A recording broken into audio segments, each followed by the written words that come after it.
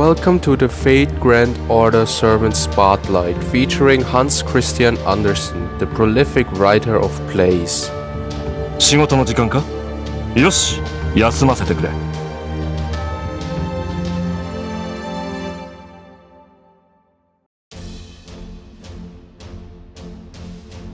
Christean Andersen is a ranged support caster who excels at buffing his team with healing, armor and a lot of damage. Additionally, he also generates decent crit stars. Andersen's deck is heavily focused on art, which means that most of the time he will try to fill up his noble phantasm gauge. This caster has two passives, the first one being territory creation, which increases his art card damage up to 4%. His second passive is item construction, which increases his debuff success rate up to 6%. Andersen's first skill is human observation, which grants his party increased crit damage for 3 turns. The second skill of him is high speed incantation. Upon activation, Andersen charges his own noble phantasm gauge up to 50 to 75% based on his level. Innocent Monster is Andersen's last skill, which generates critical stars for 3 turns but at the same time decreases his defense to 14%. Andersen's Noble Phantasm is Märchen minus Lebens, a story just for you. It provides a chance to buff his team with attack, defense and star generation and a guaranteed healing over time buff. The healing gets stronger if his Noble Phantasm is casted with overcharge. Märchen minus Lebens.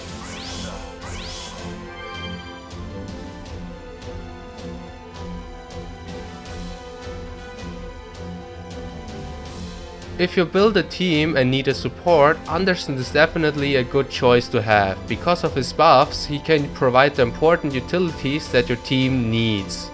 Because of his skill setup, you want to take a DPS that can absorb all the stars that he generates. We just engage at the boss fight.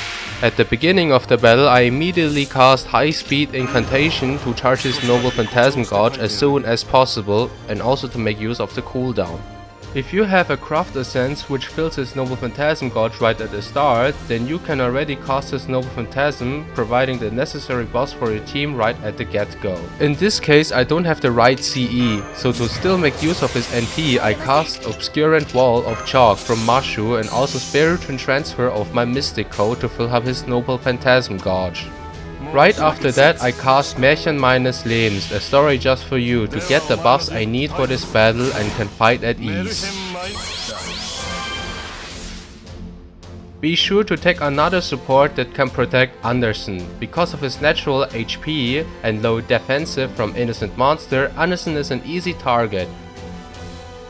I see that the enemy is a rider. Because Andersen is a caster, he will get heavily damaged by that class. To avoid that, I cast Transcendent Wall of Snowflakes from Mashu once again to increase his defense so he won't die that easily. Remember that Andersen is a support and not a DPS, so don't get overconfident if you think he can finish someone off. Most of the time he won't. For team building, I would recommend Servant that absorbs crit stars, so Andersen can share them to the servants that can make full use of it. Some of the example would be Okitasoji, Anebonim and Mari Reed, and at last the Regent. As for the second place, I would recommend a servant that takes away the aggro from Andersen or protects him with armor buffs such as Kongming, Kiritsugu, Mashu and Saint George. For craft essence, I would give him 2030, Final Destination and First Premonition if you plan to build an overall crit team. If you read a bit on utilities, Prism is also a good choice.